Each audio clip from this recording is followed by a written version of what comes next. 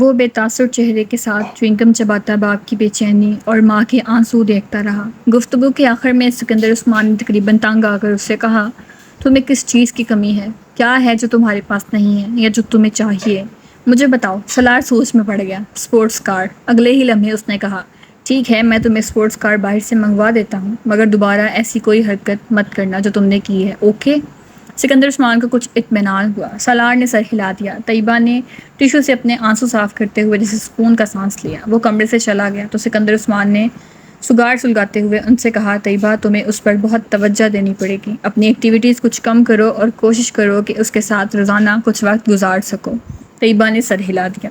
وسیم نے ماما کو دور سے ہی لان میں بیٹھے دیکھ لیا تھا۔ وہ کانوں پر ہیڈ فون لگائے واک مین پر کچھ سن رہی تھی۔ وسیم دبے قدموں اس کی پشت کی جانب سے اس کے عقب میں آ گیا اور اس کے پاس جا کر اس نے یکدم امامہ کے کانوں سے ہیڈ فون اتار کے کھینچ لیے۔ امامہ نے برق رفتاری سے واک مین کا سٹاپ کا بٹن دبایا تھا۔ کیا سنا جا رہا ہے یہاں اکیلے بیٹھے؟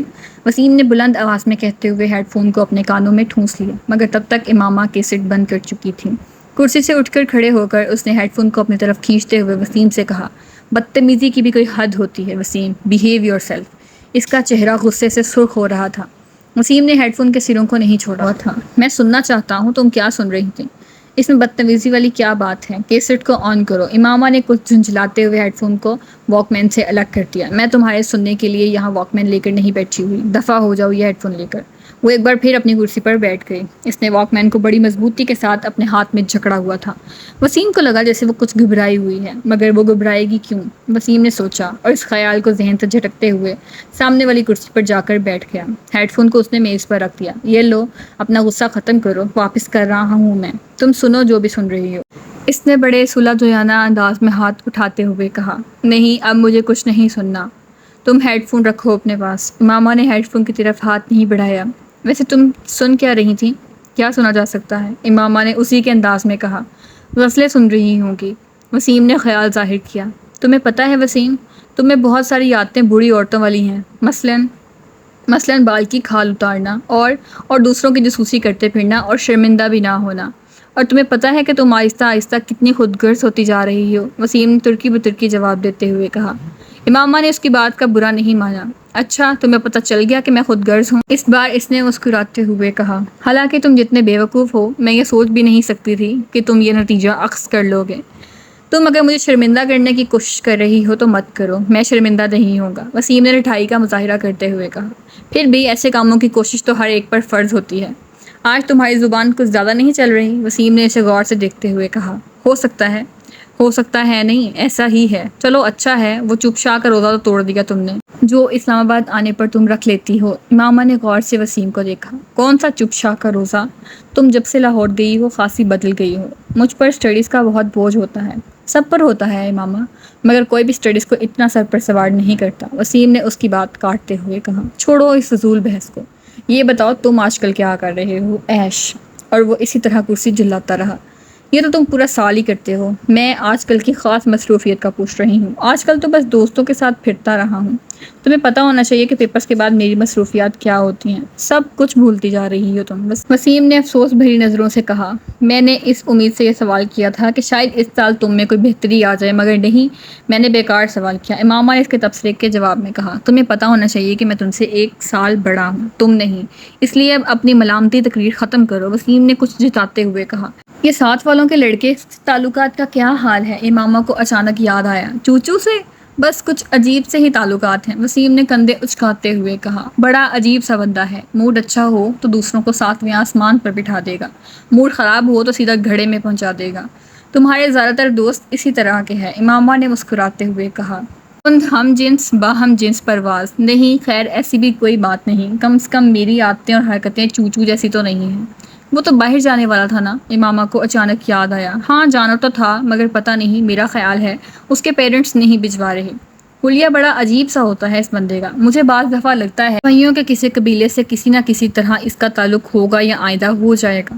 تم نے دیکھا ہے اسے؟ ہاں، کل میں باہر سے آ رہی تھی تو دیکھا تھا، وہ بھی اسی وقت باہر نکل رہا تھا، کوئی لڑکی بھی تھی ساتھ۔ لڑکی؟ جینز وغیرہ پہنی ہوئی تھی اس نے، وسیم نے اچانک دلچسپی لیتے ہوئے کہا۔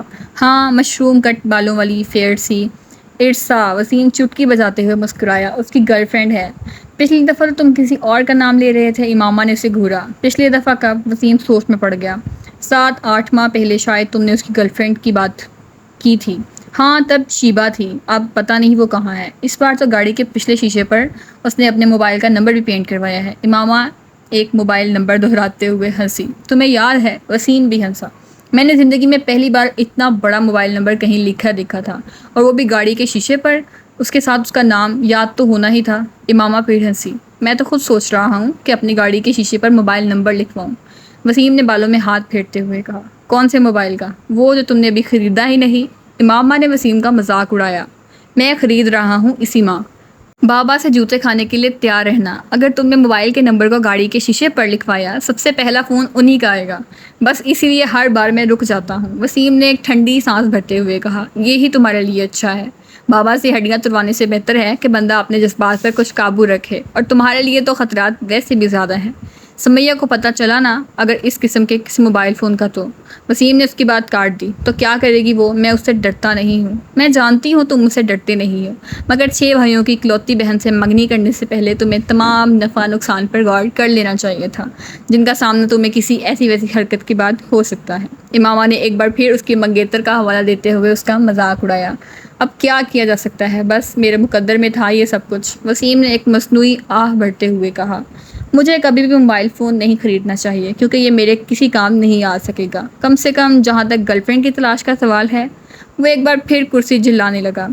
دیر سے ہی صحیح، مگر بات تمہاری سمجھ میں آ ہی گئی۔ امامہ نے ہاتھ بڑھا کر میز سے ہیڈ فون اٹھاتے ہوئے کہا۔ ویسے تم کیا سن رہی تھی؟ وسیم کو اسے ہیڈ فون اٹھاتے ہوئے دیکھ پھر یاد آیا۔ ویسے ہی کچھ خاص نہیں، امامہ نے اٹھتے ہوئے جیسے اسے ٹالا۔ وہ جلدی آ جائے گی، مگر ایسا نہ ہوا۔ 10 منٹ، 15 منٹ، 20 منٹ، وہ اب کچھ بیزار ہونے لگی۔ اس سے پہلے کہ وہ اندر دوبارہ پیغام بھجواتے، انہیں گیٹ کیپر ایک لڑکی کے ساتھ آتا دکھائی دیا۔ کچھ قریب آنے پر انہوں نے اس لڑکی کو پہچان لیا۔ وہ جویریہ تھی، امامہ کی بچپن کی دوست، اور اس کا تعلق بھی اسلام آباد سے ہی تھا۔ السلام علیکم انکل، جویریہ نے پاس آ کر کہا۔ وعلیکم السلام بیٹا، کیسی ہو تم؟ میں ٹھیک ہوں۔ میں یہ امامہ کے کچھ کپڑے دینے آیا تھا، لاہور آ رہا تھا تو اس کی امی نے یہ پیکٹ دے دیا۔ اب یہاں بیٹھے مجھے گھنٹہ ہو گیا ہے، مگر انہوں نے اسے بلایا نہیں۔ ہاشم کے لہجے میں شکوہ تھا۔ انکل، امامہ مارکیٹ گئی ہوئی ہے کچھ دوستوں کے ساتھ، آپ یہ پیکٹ مجھے دے دیں، میں اسے دے دوں گی۔ ٹھیک ہے، تم رکھ لو۔ ہاشم نے وہ پیکٹ جویریہ کی طرف بڑھا دیا۔ رسمی لیک کے بعد وہ واپس مڑ گئے۔ جویریہ بھی پیکٹ پکڑ کر ہاسٹل کی طرف چلی گئی، مگر اب اس کے چہرے پر موجود مسکراہٹ غائب ہو چکی تھی۔ کوئی بھی اس وقت اس کے چہرے پر پریشانی کو واضح طور پر بھانپ سکتا تھا۔ ہاسٹل کے اندر آتے ہی وارڈن سے اس کا سامنا ہو گیا، جو سامنے ہی کھڑی تھی۔ جویریہ کے چہرے پر ایک بار پھر مسکراہٹ آ گئی۔ بات ہوئی تمہاری اس کے والد سے؟ وارڈن نے اسے دیکھتے ہی ان کی طرف بڑھتے ہوئے کہا۔ جی بات ہو گئی، پریشانی والا کوئی مسئلہ نہیں ہے، وہ اسلام آباد میں اپنے گھر پر ہے۔ اس کے والد یہ پیکٹ لے کر آئے تھے، میرے گھر والوں نے میرے لیے کچھ کپڑے بھجوائے ہیں۔ انکل لاہور آ رہے تھے تو امامہ نے کہا کہ وہ لے جائیں۔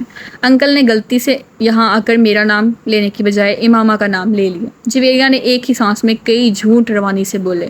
وارڈن نے سکون کا سانس لیا۔ خدا کا شکر ہے، ورنہ میں تو پریشان ہو گئی تھی۔ مجھے تو وہ ویکینڈ پر گھر جانے کا کہہ کر گئی تھی، تو پھر وہ کہاں ہے؟ وارڈن نے مڑتے ہوئے کہا۔ جویریہ پیکٹ پکڑے اپنے کمرے کی طرف چلی گئی۔ رابعہ اسے دیکھتے ہی تیر کی طرح اس کی طرف آئی۔